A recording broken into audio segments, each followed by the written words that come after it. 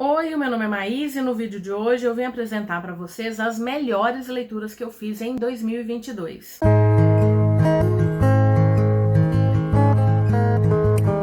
Antes de mais nada, se você curte livros, clubes de leituras, leituras coletivas, tags literárias, quem sabe esse canal não é para você. Se inscreve, te peço a gentileza para curtir, compartilhar e também me procurar nas outras redes sociais, no Instagram, no Scoob e no Twitter. No Instagram eu sempre estou postando as minhas resenhas, no Scoob eu estou fazendo sempre meu diário de leituras e lá no Twitter, bom, eu fico vendo as confusões todas. Também tem o canal no Telegram onde eu tento postar as leituras coletivas. Eu deixei ele um pouco de lado no final do ano passado, mas eu quero retomar e vai ser mais um ponto de encontro pra gente também. Bom, 2022 acabou, eu sei que muita gente já trouxe esse vídeo de melhores leituras, mas eu não quis trazer no final do mês de dezembro porque eu ainda estava fazendo uma leitura que eu tinha certeza que apareceria por aqui. E dito e feito. Por isso resolvi trazer como primeiro vídeo de 2023 uma avaliação das melhores leituras. Em primeiro lugar, vale dizer que essa é uma lista arbitrária, são os meus sentimentos, o que o livro despertou em mim que o fez ser especial. Não quer dizer que vai ser a mesma coisa para você, mas fica aí minha dica, minha opinião sobre esses livros. Também vale dizer que eu não estou colocando nenhuma ordem aqui. O primeiro livro que eu queria mostrar para vocês e que eu já panfletei bastante em 2022 é A Quinta Estação, da N.K. Jemisin, publicado pela Morro Branco. É o primeiro livro da trilogia Terra Partida. Eu adorei todos os 3 livros. Aqui a gente tem uma ficção científica com uma pegada na fantasia. Eu sei que muitas pessoas acham que ele é um livro difícil, porque a autora se utiliza como sistema de magia questões da geologia. E às vezes as explicações dela podem parecer um pouco confusas. Mas é para ler devagar, com calma, porque a gente vai pegando aí um sistema de magia que é muito diferente e que me deixou completamente encantada pelos 3 livros. Colocaria os 3 aqui, mas eu deixo para sinalizar toda a trilogia o primeiro livro, que é A Quinta Estação. Os Imortalistas, da Chloe Benjamin, publicado pela editora HarperCollins, ganha a gente de cara pela capa. E quando eu fui ler a sinopse, me encantei com ela. Então nós temos aqui 4 crianças que descobrem que chegou na sua cidade uma mulher que diz saber prever a data da morte. Estamos falando aqui do início da década de 70, final da 60, início de 70.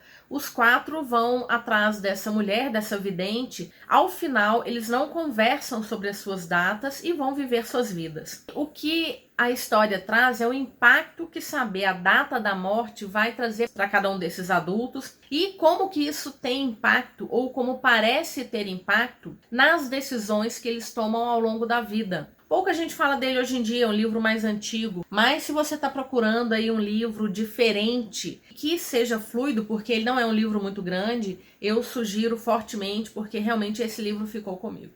Falando de livros polêmicos, nós temos Império do Vampiro, do Jay Kristoff, publicado pela editora Plataforma 21. A resenha completa desse livro vocês vão encontrar lá no blog Coisas de Mineira. E é um livro que chegou aí com polêmicas. Muitos influenciadores leram, não gostaram. E aqui a gente tem uma história de vampiros. Então, um mundo que vai trazer uma forma diferente de entender o vampirismo. Então, nós temos clãs de vampiros e nós temos pessoas que são meio vampiros. E eles vão se reunir ali num grupo para tentar acabar com essa ameaça dos vampiros. O nosso protagonista, o Gabe, ele é um meio vampiro e ele vai trazer as memórias. Ele tá preso, ele foi preso por um desses clãs de vampiros e ele vai contar as suas memórias para um vampiro. E essas memórias, elas vêm em linhas narrativas, em linhas temporais que são diferentes. Então nós temos o passado mais recente e o presente. Pode parecer confuso no primeiro momento, mas quando tem a conclusão de por que essas linhas foram separadas, eu acho que foi a melhor decisão que o autor podia ter tomado. De novo, eu sei que muita gente não gostou dessa história, mas eu achei fluido, é um calhamaço. Nós temos aqui quase 1000 páginas, mas que passou muito rápido para mim. Mas fica aqui a dica, eu realmente gostei muito dessa história e fica aí nas suas mãos se você vai dar uma chance ou não para Império do Vampiro.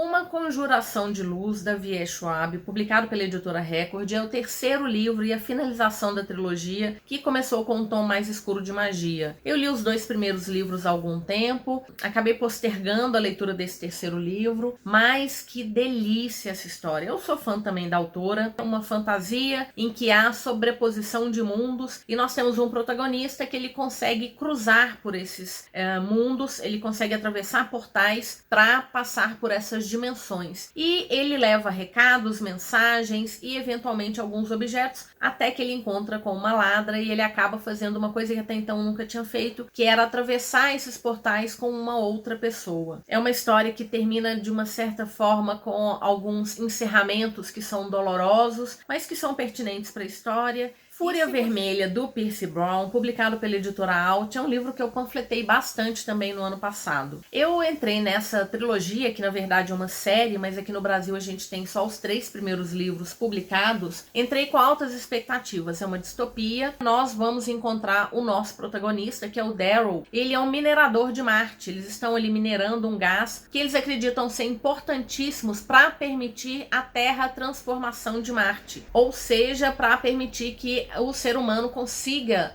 viver na superfície de Marte. O que eles não sabem, na verdade, é que os seres humanos já vivem na superfície de Marte. E quando ele descobre isso, ele acaba se integrando a uma rebelião, e daí em diante a gente tem todos os desdobramentos da rebelião e do protagonismo do Daryl, que é, assim, daqueles protagonistas extremamente fortes. Recomendo essa leitura porque realmente ela é uma das melhores que eu fiz no ano passado. A Hipótese do Amor, da Ellie Hazelwood, publicado pela editora Arqueiro, vem para quem é Team Reylo. Então, o livro, essa história veio para deixar as pessoas que torciam por esse casal lá em Star Wars, para que eles fiquem juntos. Eu gostei muito também da ambientação que a autora deu para essa história. Ela é uma cientista, então a gente tem aqui a reprodução do meio acadêmico. E é um meio que eu vivenciei durante muitos anos, então me vi ali em muitas situações. Acima de tudo, na questão da discussão do papel da mulher na ciência e como esse papel ele ainda é menosprezado dentro da academia. Claro que tem toda a parte do romance dos dois, eles vão enfrentar alguns problemas que não têm a ver necessariamente com o relacionamento deles,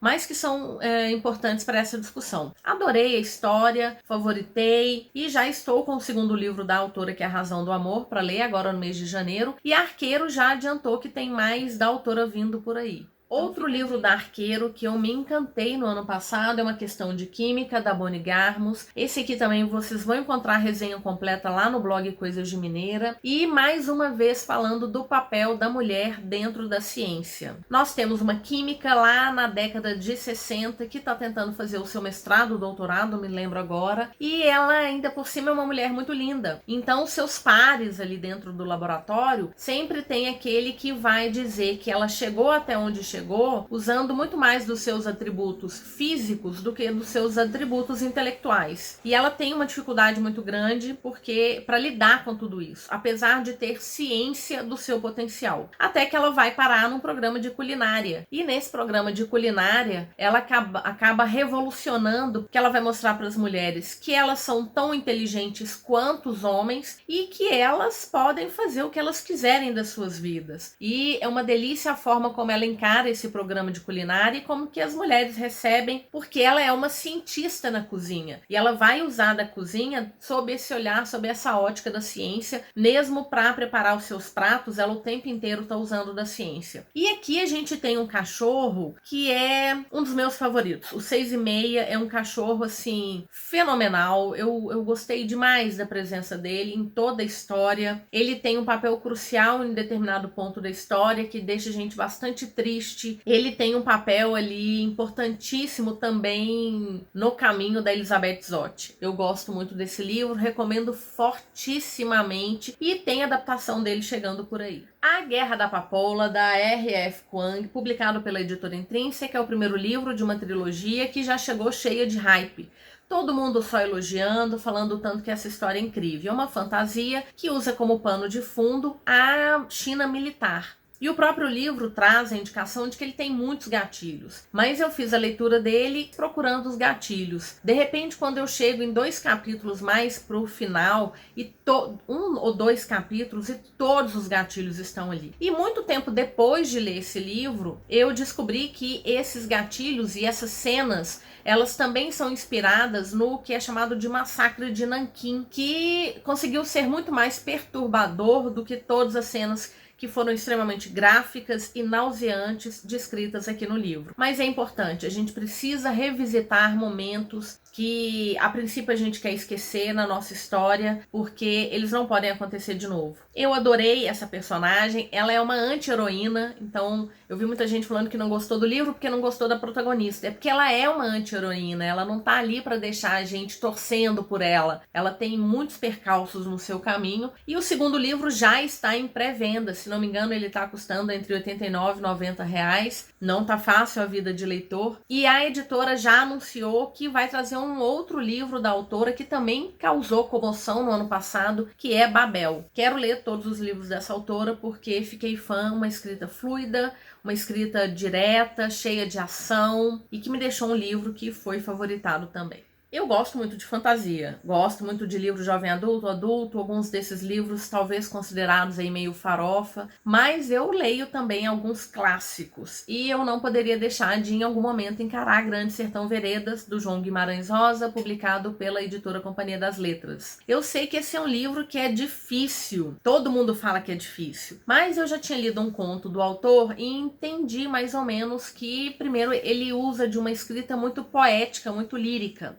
Achei que estava pronta para encarar Grande Sertão Veredas. Ledo engano, porque aqui é muito mais difícil. Mas é tão especial, essa é uma história tão bonita, tão difícil, que merece ser lida e relida por todos nós, porque ele foi um grande autor. Esse é um livro que vai ficar entre os grandes clássicos da literatura brasileira. Ele vai seguir aí um grupo de jagunços no sertão mineiro e vai trazer os problemas, os dramas, as guerras, as intrigas políticas, e acima de tudo é uma história de amor, mas uma história de amor complicada, porque o nosso protagonista, ele se vê amando um outro homem, e todas as dificuldades, né, que ele entende em relação a esse relacionamento são discutidas aqui. Eu não sei se vocês conhecem o plot dessa história, ela já foi uma minissérie antiga, eu já sabia, mas isso não me atrapalhou em nada, mas vale dizer sim que realmente é difícil, porque a gente tem praticamente um monólogo do protagonista, que vai alterando aí algumas linhas temporais, e isso às vezes pode trazer um pouco de dificuldade, mas depois que a gente encontra a linha principal, fica mais fácil de entender. Vale mencionar que o Guimarães Rosa, ele tem uma forma de escrever que é muito própria. Então é um livro que, se você gosta de marcar citações, estão todas aqui. Porque são muitas as citações, belíssimas, as reflexões de vida são lindas demais. Aqui a gente também tem uma pegada de realismo mágico, que é uma discussão aí sobre Deus e o diabo, que é muito bacana. E é um livro que eu sei que eu vou precisar reler e reler e reler para ver se eu consigo entender toda a beleza da construção da história do Guimarães Rosa. Claro que O Caminho dos Reis estaria aqui. Então nós temos um livro do Brandon Sanderson, o primeiro de uma série que parece que são 10 livros, publicado pela editora Trama, um calhamaço de mais de 1000 páginas, 1240 páginas, que é extremamente fluido. Eu sou fã das histórias do Sanderson, eu já li 4 universos que foram publicados aqui no Brasil, e ele tem sistemas de magia completamente diferentes. É impressionante a capacidade dele de criar mundos tão diferentes. Então eu já li Elantris, eu já li Mistborn, eu já li Skyward e agora O Caminho dos Reis. É um mundo complexo que a gente vai entrando nele aos poucos, entendendo quem são os protagonistas. Eu sei que são muitos personagens, muitos pontos de vista, mas essas histórias vão se interligar em algum momento, e quando elas começam a interligar, a gente começa a entender algumas coisas, pistas que foram deixadas lá atrás. E no final das contas, o Brandon Sanderson hoje é o meu autor de fantasia favorito. E Caminho dos Reis, apesar de um calhamaço extremamente fluido, está me deixando aí com vontade de ler as continuações. Espero que a Trama já anunciou que tem novidades vindo aí para 2023. O Sol é para Todos, um clássico da Harper Lee, publicado pela editora José Olímpio, do grupo editorial Record. É um livro que é antigo, ele é da década de 60, mas eu ainda não tinha lido até então. Eu já sabia que ele ia tratar da temática do preconceito racial, mas eu não imaginei que fosse de uma forma tão diferente, porque no final das contas a gente tem o ponto de vista de duas crianças.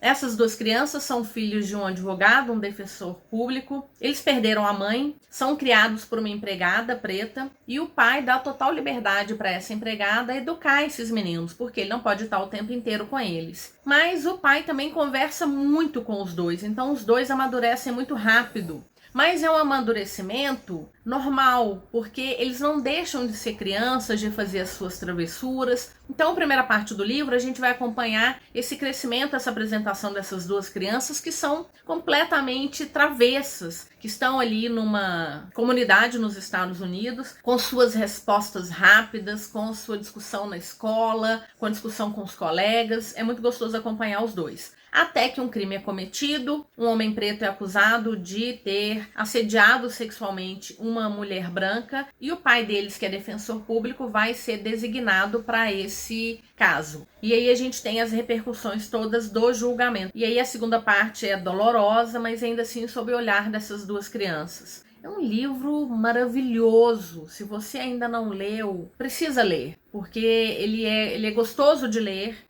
Ele tem todas essas partes dolorosas que podem ser um gatilho aí para algumas pessoas, eu imagino, mas ele é importante, ele é necessário, ele precisa ser lido. Esse aqui é outro livro controverso, o Livro da Noite, da Holly Black, publicado pela editora Record. Ele veio como sendo o primeiro livro de fantasia adulta da autora. E eu sei que muita gente não gostou. Ele tem uma nota que não é das melhores lá no Scoob. Eu fiz essa leitura junto com Loucos por Leituras Conjuntas. Muita gente também terminou o livro sem gostar muito dessa fantasia. Mas eu curti. Talvez o grande problema em relação a esse livro seja em relação a um personagem específico, que é o melhor deles e que está muito pouco presente no livro. Mas faz todo sentido, porque se ele fosse mais presente, a gente ia matar a charada logo de cara. E a ideia é essa, é chegar até o final para entender esse plot e aí a gente recupera todo o carinho que a gente tinha por esse personagem. A nossa protagonista, em compensação, ela é muito difícil. Mas quando a gente vai entendendo o passado dela, porque a gente tem esses flashbacks, a gente vai entendendo que o caminho que ela tinha era aquele ali mesmo. Talvez a irmã dela seja uma chata e chata, ponto final. Mas a Charlie, ela tem os seus momentos, seus bons momentos. E quando chega no momento final, eu estava muito preocupada em como que a autora ia encerrar esse livro. Ela conseguiu encerrar de uma maneira que deu credibilidade para a história. E que abriu portas aí, eu acho que vem um segundo livro. Eu não sei se é duologia, trilogia, mas no mínimo mais um livro tá vindo aí. Então, se você gosta de fantasia, eu acho que vale a pena sim. Se você é fã da autora, eu tenho certeza que você pode gostar também de O Livro da Noite. Eu sei que esse vídeo está ficando enorme, mas a gente já está terminando. O penúltimo livro é Áureo, da Marissa Meyer, mais um livro que tem resenha completa lá no blog Coisas de Mineira. E aqui a gente tem o primeiro livro de uma duologia de uma autora que eu sou fã. E aqui a gente tem um reconto de Rumpelstiltskin. E o primeiro livro de uma duologia, o primeiro deles então Áureo, o segundo já foi publicado lá fora, espero que a editora Rocco traga o mais rápido possível, porque ele termina não com uma reviravolta muito inesperada, mas as últimas cenas deixam a gente assim preparado para um próximo livro. Como eu disse, é um reconto bastante sombrio. Ele é jovem adulto, mas tem uma pegada aí bem sombria. Então a gente tem algumas cenas bem fortes no livro, mas eu adorei. Eu sei que talvez o maior problema desse livro seja um romance assim extremamente instantâneo que aconteceu entre dois personagens. De repente os dois se amam e de repente coisas acontecem. Realmente foi instantâneo, mas foi fofinho, resolvi olhar por esse viés e fica aí a recomendação se você gosta de recontos. Então nós temos Áureo, da Marissa Meyer. Eu comecei essa lista dizendo para vocês que eu não estava colocando em ordem de os melhores livros. Era simplesmente uma ordem de leitura. Mas o último livro que eu li no ano passado acabou se tornando o melhor livro para mim de 2022, sem a menor sombra de dúvidas. E a gente está falando de novo de Brandon Sanderson. Eu li então O Herói das Eras, o terceiro livro da trilogia da Primeira Era de Mistborn. Infelizmente, esse livro não é mais publicado no Brasil. A editora Leia abriu mão mão dos direitos de publicar o autor e espero sinceramente que alguma editora tome para si esse livro, porque é uma série assim fenomenal. O autor, ele conseguiu fechar portas que eu nem sabia que ele tinha deixado abertas. Ele conseguiu encerrar histórias, encerrar situações que ele trouxe no primeiro livro que pareceu colocado ali com uma certa displicência e que fez todo sentido para toda a trilogia. Eu fiquei assim realmente embasbacada, não tem outra palavra para dizer. Achei essa trilogia assim maravilhosa, estupenda, fantástica, um sistema de magia incrível, criaturas muito diferentes, com sistemas de magia também extremamente consistentes. E eu preciso recomendar para vocês. Eu sei que tem a trilogia em e-book disponível ainda na Amazon para compra. E eu acho que vale a pena sim comprar, porque é fenomenal. Dê uma chance, se você ainda não leu, se você gosta de fantasias épicas, dê uma chance, leia Mistborn, porque é maravilhoso. Eu agora tenho a Segunda Era para ler, infelizmente nós só temos os 3 primeiros livros dos 4 previstos para a série. Espero que alguém traga esse 4º livro ou toda a série, porque a gente merece tanto ler Mistborn. E foi sem dúvida a minha melhor leitura do ano passado. Desbancou aí muitos livros favoritados, muitos livros que eu quero continuar lendo, mas esse aqui, essa sem sombra de dúvida, foi a melhor leitura de 2022. Bom, então foram esses os livros. Eu tentei não falar muito de todas elas, 15 leituras, se não me engano,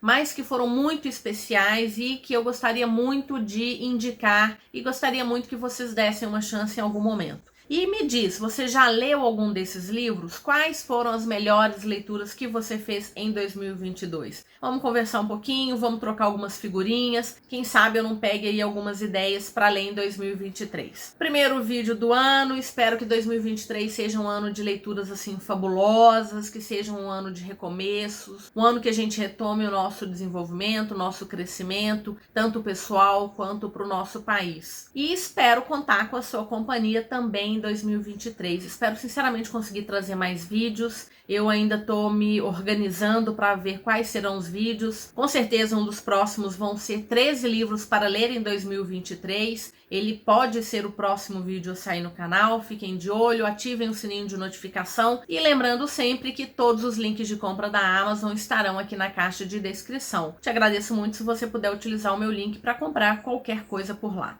Muito obrigada, te desejo boas leituras, um 2023 cheio de livros maravilhosos e nos vemos no próximo vídeo. Até mais!